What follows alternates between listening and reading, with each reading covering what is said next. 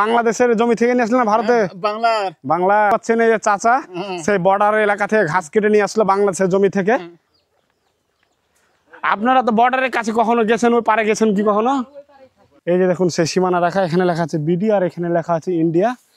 আর এই যে এখান থেকে দেখতে পাচ্ছি সেই ভারতের আসাম রাজ্য, আসামের গ্রামগুলো। আর এই যে গাছ দেখতে পাচ্ছেন, এই গাছের নিচে বিএসএফ বসে আছে, যে সাইকেল দেখতে পাচ্ছি আমরা। এই যে ধানগুলো দেখতে পাচ্ছেন, এগুলো ভারতের আর এগুলো আমাদের বাংলাদেশের ধান।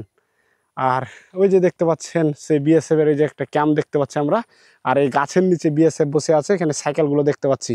আমি এখান থেকে দেখতে পাচ্ছি আসামের গ্রামগুলো। আর এই যে আসামের কৃষকেরা জমিতে কাজ করতেছে, তাদের জমিতে 1947 সালের পর দেশভাগের পর থেকে দুইটি মানচিত্র দুইটি ভিন্ন দেশে রূপান্তর হয়ে যায়, কিন্তু তার আগেই কিন্তু একটি দেশই ছিল বন্ধুরা। দেখুন এই যে আসামের কৃষকেরা তাদের জমিতে কাজ করতেছে।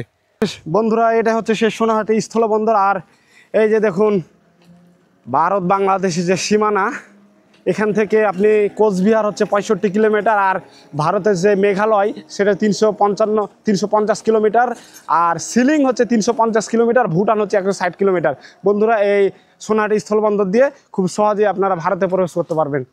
WhatsApp gas, I am Mahmud, welcome to another blog video. বন্ধুরা এখন আমি আছি উত্তরবঙ্গের সর্বশেষ জেলা কুড়িগ্রামে। বন্ধুরা আজকে আমি যাব কুড়িগ্রাম জেলার শেষ প্রান্ত, যেখানে ভারত বাংলাদেশের বর্ডার রয়েছে, এবং সেখান থেকে যে আসাম কোচবিহারের যে বর্ডার এলাকাগুলো দেখা যায়, এবং সে বর্ডার এলাকার যে মানুষের যে বসবাস, তারা ভারত বাংলাদেশের মানুষ একসাথে বসবাস করে, তাদের সেই দৃশ্যগুলো এই ভিডিওর মাধ্যমে তুলে ধরবো। সো বন্ধুরা চ্যানেলটি সাবস্ক্রাইব করে ভিডিওটি দেখতে থাকুন। আর আমি কুড়িগ্রামের সেই ভুরুঙ্গামারী উপজেলা থেকে যে রিক্সা নিয়ে যাচ্ছি আমি এখন সেই সোনাহাটি স্থলবন্দর দিয়ে সেই আসাম কুচবিহারের যে কুড়িগ্রামের শেষ প্রান্ত, সেই বর্ডার এলাকা বন্ধুরা। আর আপনাদের কাছে আমার একটাই রিকোয়েস্ট, প্লিজ আমার চ্যানেলটি সাবস্ক্রাইব করবেন এবং লাইক কমেন্ট শেয়ার করবেন।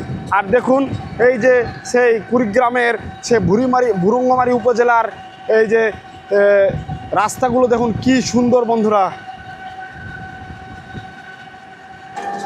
বন্ধুরা দেখুন কুড়িগ্রাম জেলার সেই ভুরুঙ্গামারী উপজেলার সেই গ্রামগুলো দেখুন কি সুন্দর, প্রাকৃতিক সৌন্দর্যে ভরপুর দেখুন। আর রাস্তাগুলো কতটা সুন্দর এবং ক্লিন। প্রত্যন্ত এই গ্রাম, এই কুড়িগ্রাম যা বাংলাদেশের শেষ প্রান্ত।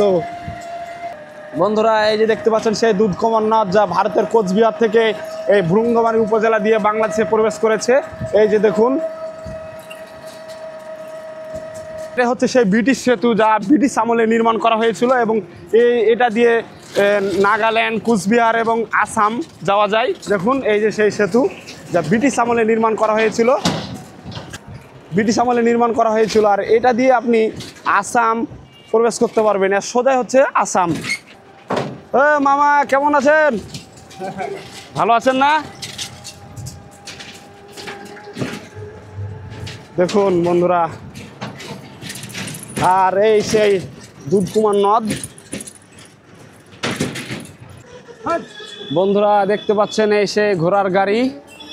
এই যে দেখুন এই কুড়িগ্রাম এলাকায় আসলেই সেই ঐতিহ্যবাহী ঘোড়ার গাড়িগুলো দেখতে পাবেন বন্ধুরা। এই যে দেখুন এই আরেকটা ঘোড়ার গাড়ি, কি সুন্দর গ্রাম বাংলার সৌন্দর্য টমটম করে চলে আসতেছে। কি সুন্দর এই গ্রাম বাংলার প্রকৃতি বন্ধুরা, দেখুন কি মায়াবী, কি অপরূপ সৌন্দর্য। দেখুন সে ভারত থেকে পাথর নিয়ে আসে, এখানে নামানো হচ্ছে। এগুলো তো ভারতের গাড়ি না মামা? এই দেখুন এগুলো সব ভারতের গাড়ি। হচ্ছে সে সোনাহাটি স্থলবন্দর। আর এই যে দেখুন ভারত বাংলাদেশের যে সীমানা, এখান থেকে আপনি কোচবিহার হচ্ছে 65 কিলোমিটার, আর ভারতের যে মেঘালয় সেটা 350 কিলোমিটার, আর সিলিং হচ্ছে 350 কিলোমিটার, ভুটান হচ্ছে 160 কিলোমিটার। বন্ধুরা এই সোনাহাটি স্থলবন্দর দিয়ে খুব সহজেই আপনারা ভারতে প্রবেশ করতে পারবেন। এই যে দেখুন এখানে কোচবিহার হচ্ছে 65 কিলোমিটার এখান থেকে, আর মেঘালয় 350, সিলিং 350 এবং ভুটান হচ্ছে 160 কিলোমিটার। বন্ধুরা এই হচ্ছে সেই সোনাহাটি স্থলবন্দর, এই পাশ দিয়েই ভারতে সুন্দরভাবে প্রবেশ করা যায়। দেখুন সামনে ভারত, এখন বন্ধুরা লেখা আছে সামনে ভারত, সীমানা অতিক্রম করবেন না। বন্ধুরা আমরা সোনাহাটি স্থলবন্দর দেখলাম, এবং সেখান থেকে যে আসাম, সিলিং এবং দার্জিলিং যে প্রবেশ করা যায় সেই সীমানা রেখাগুলো দেখলাম।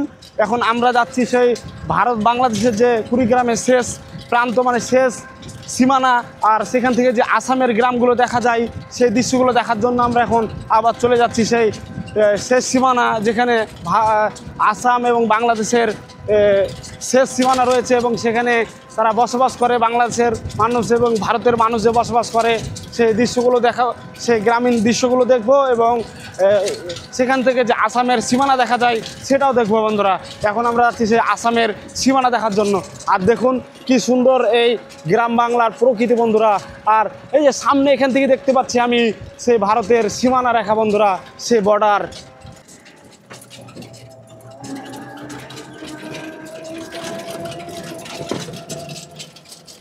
এই যে দেখুন, এই যে দাদু কাজ করতেছে। ও দাদু, কেমন আছেন?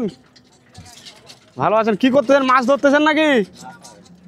মাছ পাইছেন তো? আর এখান থেকে দেখা যাচ্ছে ওই যে বর্ডার এলাকা বন্ধুরা, ভারতের বর্ডার। এখান থেকে দেখা যাচ্ছে ওই যে ভারতের বর্ডার, উত্তরবঙ্গের কুড়িগ্রামের শেষ গ্রাম। আর এখান থেকে দেখা যাচ্ছে ভারতের সীমানা রেখা, এই যে তার বেড়া বর্ডার দেখা যাচ্ছে। এ মামা, কেমন আছেন? ভালো আছেন না? কি সুন্দর একটি দেশ, এত সুন্দর জায়গা। আহা, কি সুন্দর প্রকৃতি বন্ধুরা। দেখুন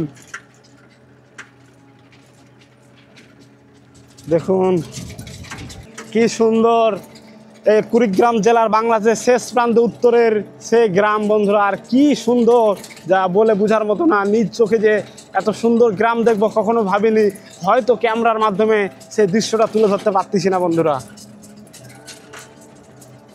আহা, কি সুন্দর। আর এখান থেকে দেখা যাচ্ছে এই যে দেখতে পাচ্ছেন এই যে বর্ডার এলাকা, এটা হচ্ছে ভারতের বর্ডার এলাকা দেখা যাচ্ছে। আর তার পাশে রয়েছে সেই আসাম এলাকা বন্ধুরা। এটা হচ্ছে সেই আমাদের কুড়িগ্রাম জেলার উত্তরবঙ্গের শেষ গ্রাম। আর এখন আমি যাচ্ছি সেই বর্ডার দেখার জন্য। এই গ্রাম থেকে দেখা যাবে সুন্দর বর্ডার।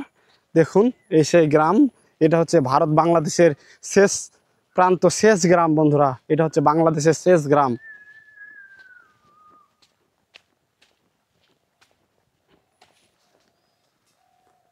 এখান থেকে এই যে দেখতে পাচ্ছেন এক মামা ঘাস কেটে নিয়ে আসছে। কি খবর চাচা, কেমন আছেন? কেমন আছেন? এটা কোথা থেকে নিয়ে আসলেন? কাটে নিয়ে আসলেন? পানি থেকে। বাংলাদেশের জমি থেকে নিয়ে আসলেন না ভারতে? বাংলার।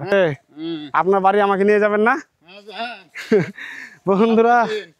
হ্যাঁ, সাথে না। এই যে দেখতে পাচ্ছেন এই যে চাচা সেই বর্ডার এলাকা থেকে ঘাস কেটে নিয়ে আসলো বাংলাদেশের জমি থেকে বন্ধুরা। আর দেখুন কি গহীন গ্রাম। এটা হচ্ছে বাংলাদেশ এবং বাংলাদেশের উত্তরবঙ্গের শেষ গ্রাম। আপনাদের ভারতে কেউ আত্মীয় নাই? আছে? আপনাদের তো এখানেই বাড়ি না ভাই? বন্ধুরা এই যে কুড়িগ্রামের যে শেষ, উত্তরবঙ্গের আমাদের শেষ যে গ্রাম, এখানে আসলাম।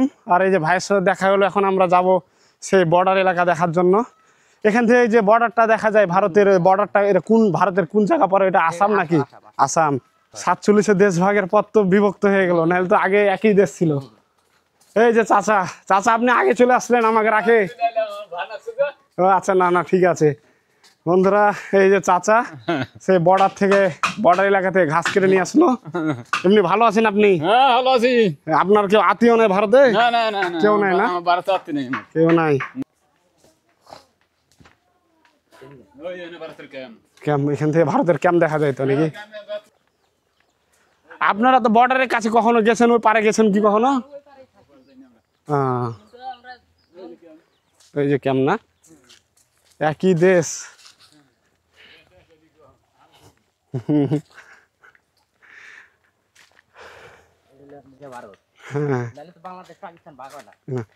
বন্ধুরা এখন আমি এখান থেকে দেখতে পাচ্ছি আসামের গ্রামগুলো। আর এই যে আসামের কৃষকেরা জমিতে কাজ করতেছে, তাদের জমিতে 1947 সালের পর, দেশ ভাগের পর থেকে দুইটি মানচিত্র, দুইটি ভিন্ন দেশে রূপান্তর হয়ে যায়। কিন্তু তার আগেই কিন্তু একটি দেশই ছিল বন্ধুরা। দেখুন এই যে আসামের কৃষকেরা তাদের জমিতে কাজ করতেছে। আর এখন আমরা বাংলাদেশি আছি। এখান থেকে দেখা যাচ্ছে আসামের কৃষকদের। এই যে দেখতে পাচ্ছেন এই যে গাছের নিচেই বিএসএফ গুলো বসে থাকে। তাদের সাইকেল দেখতে পাচ্ছি আমরা এখান থেকে। এটাই তো সীমানা রেখা না বন্ধুরা। বন্ধুরা এই যে দেখুন সেই সীমানা রেখা, এখানে লেখা আছে বিডি আর এখানে লেখা আছে ইন্ডিয়া। আর এই যে এখান থেকে দেখতে পাচ্ছি সেই ভারতের আসাম রাজ্য, আসামের গ্রামগুলো। আর এই যে গাছ দেখতে পাচ্ছেন, এই গাছের নিচে বিএসএফ বসে আছে, যে সাইকেল দেখতে পাচ্ছি আমরা। বন্ধুরা এই যে ধানগুলো দেখতে পাচ্ছেন, এগুলো ভারতের, আর এগুলো আমাদের বাংলাদেশের ধান। আর ওই যে দেখতে পাচ্ছেন সেই বিএসএফ এর এই যে একটা ক্যাম্প দেখতে পাচ্ছি আমরা। আর এই গাছের নিচে বিএসএফ বসে আছে, এখানে সাইকেলগুলো দেখতে পাচ্ছি।